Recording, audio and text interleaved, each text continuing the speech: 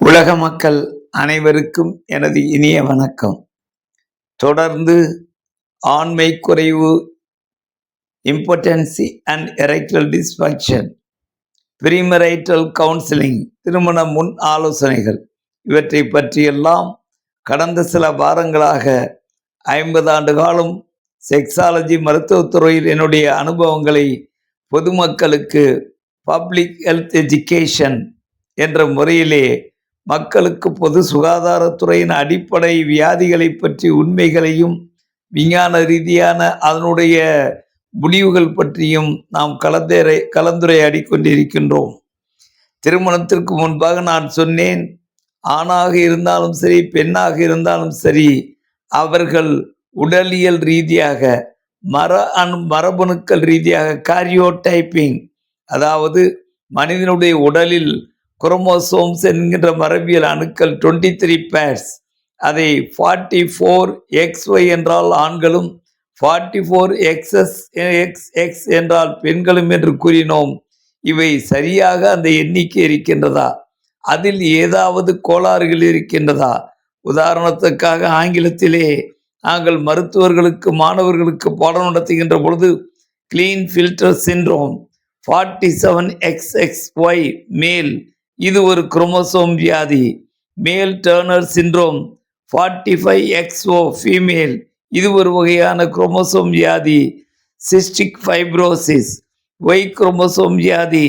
இப்படி பல்வேறு XYY syndrome, இப்படி பல்வேறு மரபியல் ரீதியான அந்த கோளாறுகளினால் சில படைப்புகளிலே வித்தியாசம் இருக்கிறது. படைப்புகளில் மட்டுமல்ல, வெளித்தோற்றத்தில் ஆண்களாகவும் உள் தோற்றத்தில் அவர்கள் பெண்களாகவும் இருக்கலாம். வெளித்தோற்றத்தில் பெண்களாகவும் உள் தோற்றத்தில் ஆண்களாகவும் இருக்கலாம். இவை எல்லாம் மரபியல் எண்ணிக்கையில் வரக்கூடிய அந்த கோளாறுகள். எனவே ஏற்கனவே நான் கூறியது போன்று கேரியோடைப்பிங் என்ற பரிசோதனை திருமணத்திற்கு முன்பாக, குறிப்பாக குழந்தை இல்லாத தம்பதிகளுக்கு அந்த XY chromosome deletion fish technology என்ற பரிசோதனைகள் எல்லாம் குழந்தையின்மை ஏற்படுகின்ற பொழுது.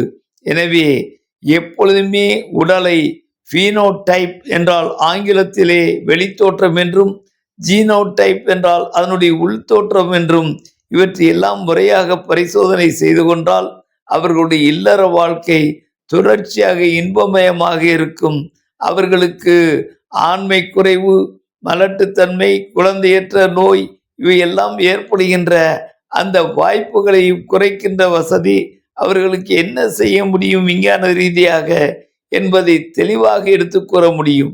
எனவே இவற்றை பார்க்கின்ற பொழுது திருமண முன் ஆலோசனை என்பது ஆணாக இருந்தாலும் சரி பெண்ணாக இருந்தாலும் சரி, நீங்கள் திரும்ப திரும்ப கூறுகின்றேன், நீங்கள் அவர்களை அனுப்பி மற்றவர்களை அணுகி ஆலோசனை பெறுவதை விட அந்த மருத்துவர்களை, துறையில் வல்லுநர்களை அனுப்பி திருமணத்திற்கு முன்பாக உடல் ரீதியாக, மன ரீதியாக, மரபியல் ரீதியாக அனைத்தும் சரியாக இருக்கின்றதா என்பதை தெரிந்து வைத்துக் கொள்ள வேண்டும். நான் ஏற்கனவே கூறினேன், ஆண்மை குறைவு என்பது 5 வகை காரணங்களால் ஏற்படுகிறது. சைக்கோஜெனிக் இடி எரெக்டல் டிஸ்ஃபங்க்ஷன் என்றும், நியூரோஜெனிக், எண்டோக்ரைன், வேஸ்குலோஜெனிக், ஃபார்மகோஜெனிக், மருந்தியல் சார்பாக, இரத்த குழாய் நோய்கள் சார்பாக, நிணநீர் சுரப்பி ஹார்மோன் சுரப்பிகள் நோய்களின் காரணமாக, நரம்பு மண்டல நோய்களின் காரணமாக, மனநோய்களின் காரணமாக அவர்களுக்கு ஆண்மை குறைவு ஏற்படலாம். ஆனால் இவை எதனால் ஏற்பட்டது என்பதை அத்துறை சார்ந்த வல்லுநர்களை அணுகி முறையாக பரிசோதனை செய்து மருத்துவம் செய்து கொண்டால் என்றும் குழந்தைகள் பெற்று இன்பமயமாக வாழ முடியும் என்பதற்காக வேண்டி இந்த கருத்துக்களை எல்லாம் உங்களுக்கு எடுத்து வைத்துக் கொண்டிருக்கின்றேன். அதில் குறிப்பாக சொல்லுகின்றேன், நரம்பு மண்டலம், நர்வ் இன்ஜரி இந்த எரெக்டல் டிஸ்ஃபங்க்ஷன், அதாவது இடுப்பு எலும்புக்கு மேலாக பாதிக்கப்பட்டால், விபத்து ஏற்பட்டால் 5% அவர்களுக்கு ஆண்மை குறைவு ஏற்படும் என்றும், அதே நேரத்திலே அவர்களுடைய இடுப்பு எலும்பு பகுதியில் முறிவு ஏற்பட்டால், விபத்துகளினால் முறிவு ஏற்பட்டால் 60% ஆண்மைக்குறை ஏற்பட வாய்ப்புள்ளது என்று ஆராய்ச்சிகள் நிரூபிக்கின்றன.